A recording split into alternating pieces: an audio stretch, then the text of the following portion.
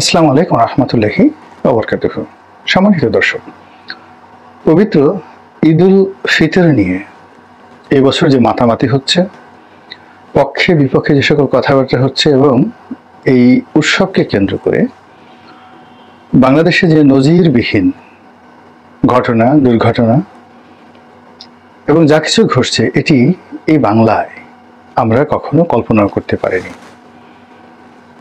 ঈদের দিন সেই রাষ্ট্রীয় প্রযোজনায় শিল্পকলা একাডেমিতে নৃত্য, গীত, সঙ্গীত আয়োজন হবে। ইসলামী, কৃষ্টি এবং কালচারে এইরকম ঘটনা দেখিনি। কিংবা যারা কখনো নামাজ কালাম পড়েননি, ধাক্কা দিয়ে পশ্চিম দিকে ফেলে দিলেও যারা রাগ হয়ে পূর্ব দিকে চলে যেত, তারা দুনিয়ার যে কোনো জিনিস তারা খাবে, যে কোনো জিনিস তারা বলবে, কিন্তু লা ইলাহা ইল্লাল্লাহু মুহাম্মাদুর রাসূলুল্লাহ এই শব্দগুলো উচ্চারণে যাদের বাধা ছিল, যাদের মুখে রুচিতে এই সকল বক্তব্য আসতো না, এখন তাদের মুখেই দেখা যাচ্ছে যে ইসলামের অমীয় বাণী আমাদেরকে শুনতে হচ্ছে। নামাজ না পড়েও সামনের কাতারের মুসল্লি, আল্লাহ তাতে বিশ্বাস না করেও ঈদের অনুষ্ঠানের মেহমানে আজিম, সারা বছর রোজা রেখেছে কিনা, তারপরে শেষে অজু করেছে কিনা, পায়খানা পেশাব করে অজু করেছে কিনা, পানি নিয়েছে কিনা, এই সমস্ত যে কৃষ্টি এবং কালচার রয়েছে মুসলমানদের মধ্যে, তো সেই সকল কৃষ্টি এবং কালচার থেকে আমরা যাদেরকে খারেজ করে দিয়েছি, যেগুলো বাতিল, এরা আমাদের দলের না, এখন তাদের নেতৃত্বে অনেক কিছু হচ্ছে, নাটক, গান, বাজনা, সিনেমা, মানে অনেক কিছু হচ্ছে। তো এসব মিলিয়ে ঈদ, এবার যে ঈদ, ঈদুল ফিতর 2025 পুরো ঢাকা শহরকে রীতিমতো তোলপাড় করে দিয়েছে। বড় বড় মানুষ ঠাট্টা করার চেষ্টা করছে, এরকম ঠাট্টা আমরা কখনো দেখিনি। আওয়ামী লীগ নেই, কি ভালো একটা ঈদ হলো। আওয়ামী লীগের যন্ত্রণায় কি আমরা কখন ঈদ করতে পারতাম? আওয়ামী লীগ থাকলে চাঁদা দিতে হতো, এই বছর কোনো চাঁদা দিতে হয়নি। ছাত্রলীগের দাপট থাকতো এবং পাঞ্জাবির দোকানগুলো সব ছাত্রলীগ, যুবলীগে ভরপুর থাকতো। যুব মহিলা লীগের যে সকল মেয়েরা ছিল, তারা যেভাবে হাত ঝুলিয়ে, গাল ঝুলিয়ে শাড়ির দোকানগুলোতে দাপট দেখাতো, ওই দৃশ্য তো আমরা এবার দেখিনি। এবার যারা ঈদ করেছেন তারা সবাই একেবারে রীতিমতো সারা বছর রোজা রেখেছেন, নামাজ পড়েছেন, তসবিহ করেছেন, তাহলিল করেছেন, কোরআন তেলাওয়াত করেছেন, একেবারে জিন্দা ওলি। তো সেই জিন্দা ওলিরা আওয়ামী লীগের মতো দলের খপ্পর থেকে বেঁচে এই বছর একটি রীতিমতো বিস্ময়কর ঈদ উদযাপন করেছে। এরকম প্রচারণা এক পক্ষ করার চেষ্টা করছে। দ্বিতীয়ত, আওয়ামী লীগের যে দলগত হিসেবে আওয়ামী লীগকে যারা ফ্যাসিস্ট ফ্যাসিস্ট ফ্যাসিস্ট বলে গালাগাল দিতেন, তো তারা এই দলের সবাইকে যেভাবে শত্রু মনে করেন এবং এই শত্রুদেরকে যদি আবার এক পাত্র রেখে ওজন করেন, এই সকল বাংলাদেশের আওয়ামী লীগের শত্রুদের চাইতেও আওয়ামী বিরোধী শক্তির নিকট শেখ হাসিনার উপস্থিতি, তার নাম, তার কথা, তার বার্তা সবকিছু আরো বেশি অসহনীয়।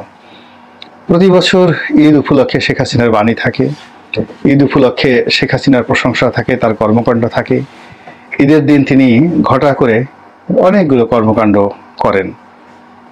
পুরো রমজান মাস জুড়ে একটার পর একটা ইফতার দেন, এতিমদেরকে তিনি দাওয়াত করেন, তারপরে শেষে সেই এতিমদের জন্য তিনি রান্না করে নিজের হাতে এতিমদেরকে খাইয়ে দেন।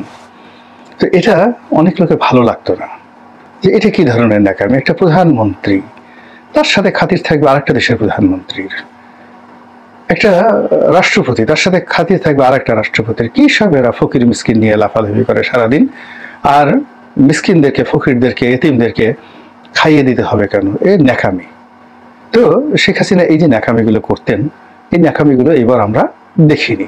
ডক্টর মোহাম্মদ ইউনূস তিনি এতিমদের সম্মানে কোনো ইফতারের আয়োজন করেছেন, কোনো এতিমকে তিনি জড়িয়ে ধরেছেন, তারপরে তাকে চুম্বন দিয়েছেন। অবশ্য তিনি চুম্বন দেন নাই, কিন্তু জামাতের আমির অবশ্য অনেক এতিমদেরকে তিনি চুম্বন করেছেন।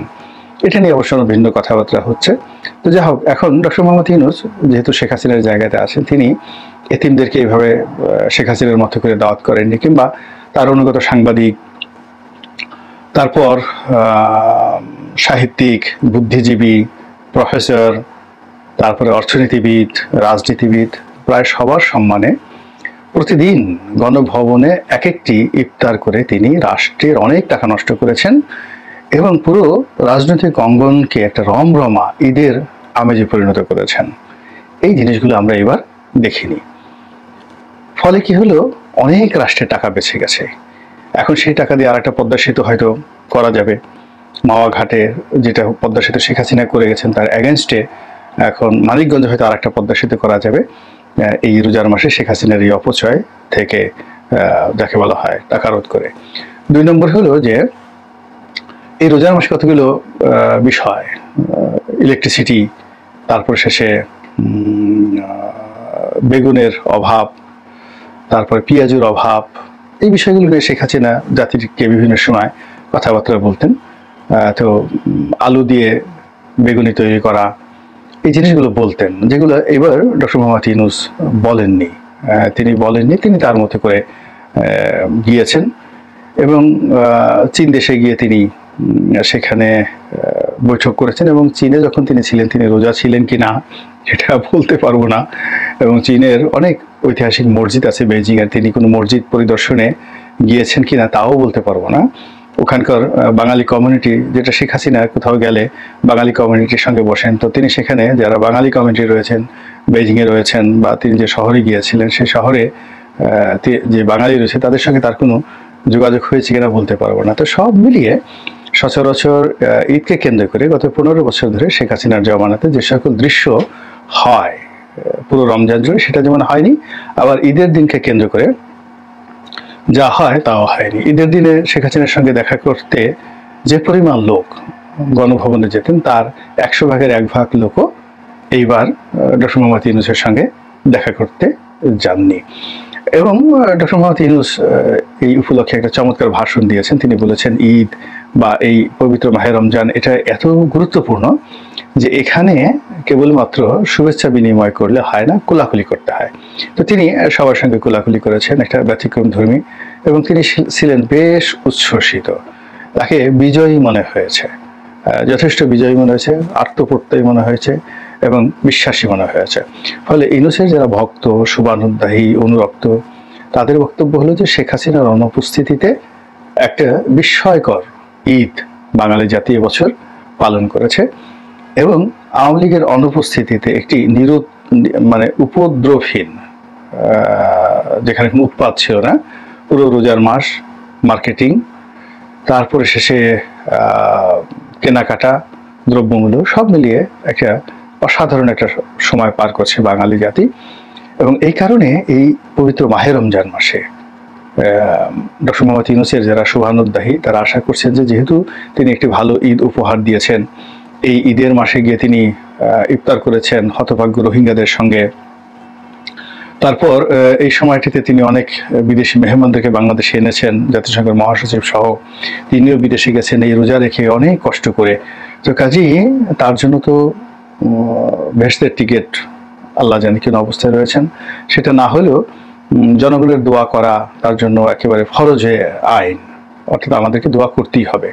আর তার সঙ্গে সঙ্গে এরকম একটা ভালো মানুষকে আমরা পেয়েছি যিনি কিনা এই ক্ষমতার চেয়ারে বসার সঙ্গে সঙ্গে বাংলাদেশকে নিয়ে চিন্তা করছেন এবং নির্ঘুম দিন যাপন করছেন এবং বাংলাদেশকে একটা ইউনিক শাসন ব্যবস্থা উপহার দিয়েছেন, ইউনিক দ্রব্যমূল্য নিয়ন্ত্রিত একটি পরিবেশ পরিস্থিতি তিনি বাংলাদেশকে উপহার দিয়েছেন।